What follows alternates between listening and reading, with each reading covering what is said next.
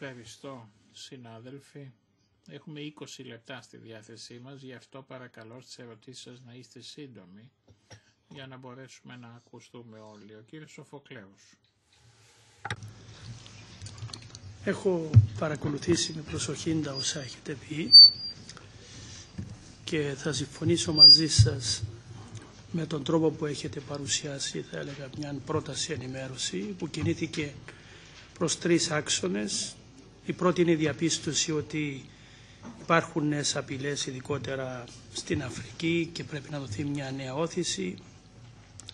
Ο δεύτερος άξονας είναι οι σχέσεις Ευρωπαϊκής Ένωσης και Ηνωμένων Πολιτειών. Δεν θα τις σχολιάσω παρά μόνο να υπογραμμίσω ότι οι Ηνωμένες Πολιτείες έριξαν το βάρος προς την Ευρωπαϊκή Ένωση για να λάβουμε τις ευθύνες μας. Και ο τρίτος άξονας είναι ο προϋπολογισμός. Η ερώτηση μου είναι εξής, αναφορικά με τον προϋπολογισμό και τους κοινούς πόρους που πρέπει να διατεθούν για την άμυνα ουσιαστικά. Υπάρχουν κάποιο σχέδιο, υπάρχει κάποια συγκεκριμένη πρόταση, γιατί όπως ξέρετε ο καυγάς όλος που γίνεται είναι για τα χρήματα, είναι πώς θα διατεθούν χρήματα. Ήδη είδαμε τι έγινε με τη μείωση του προϋπολογισμού και νομίζω ότι στο διατάφτα είναι να απαντήσουμε και να απαντήσει αν υπάρχει κάποια συγκεκριμένη πολιτική πρόταση, ένα σχέδιο που θα επηρεάσει θετικά τις χώρες που συμμετέχουν να διαθέσουν βεβαίως τα μέσα, αλλά κυρίως τα χρήματα. Υπάρχει κάποιος τρόπος?